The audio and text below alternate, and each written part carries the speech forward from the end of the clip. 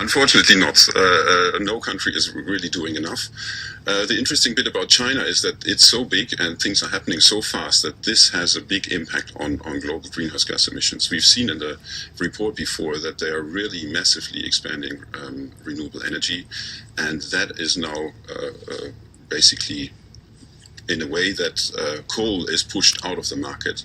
We had thought that greenhouse gas emissions of China would rise for decades, and they have been quite stable. There's a bit of a setback now that they may have gone up last year, but they will definitely peak and decline earlier than we thought only 2 years ago, and that's, I think, a very good signal. Okay, those are, of course, projections, and let's look at China. It's the biggest producer of CO2 gases, and as we saw in our report, it's seeing significant increases in the use of fossil fuels like coal and gas. Is it really headed into a green future when you consider these increases in fossil fuel usage? It is going in the right direction. It is going too slow, and there has been a setback in the last year. But I think a trend of 1 year doesn't really give you a long-term trend. The trend from 2013 has been that coal use has been going down. It now has gone up for 1 year. But I think it's going in the right direction. That is already good. I think China has understood that it has to develop in a more greener way. We've seen in your report as well that there's significant problems with smog, there's significant problems with congestion in the cities, and China has understood that they have to do something about it, and the green revolution is the only way to get there. They are too slow, but going in the right direction.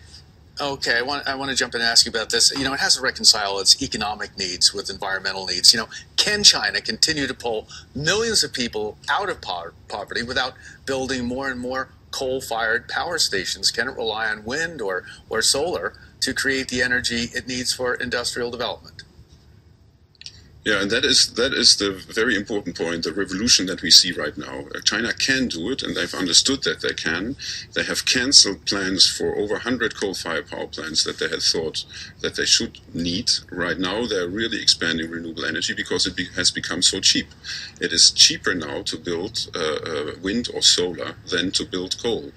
And that economics really speaks towards China moving in the direction of a green economy. Okay, as you mentioned, China wants to see its CO2 emissions peak by 2030 at the latest. Now, what does that mean for the efforts to limit the global temperature rise to 2 degrees Celsius? If China would peak emissions only by 2030, that would be it would be very, very difficult to meet the long-term temperature goals that have been agreed in the Paris Agreement. That's well below 2 degrees or 1.5 degrees. So China would have to peak emissions much earlier. And I think most people now think that it will happen much earlier, maybe in the order of 2020, 2025. So that's already good news. So I'm still hopeful that they can do the turn. But as we've heard, the setbacks, economic growth has picked up again. Industrial production has picked up again. And there's a danger that they will not make it. But I'm still hopeful. Okay, one big concern is, of course, when we talk about China, is the statistics, the accuracy of figures coming out of China, especially for its CO2 emissions. How transparent is Beijing with statistics? It's a bit of a problem in China. China is, for one, a very big country, and second, emissions are done from energy statistics. And there's a significant issue of informal use of coal or illegal use of coal. So there are significant uncertainties about the emissions.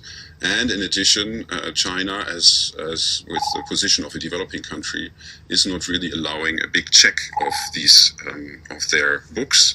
That is indeed a problem. But I think the orders of magnitude are quite clear.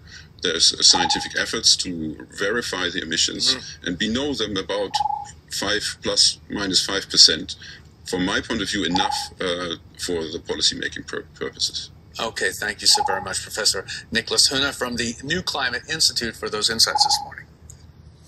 Thank you. Now to a story that has proved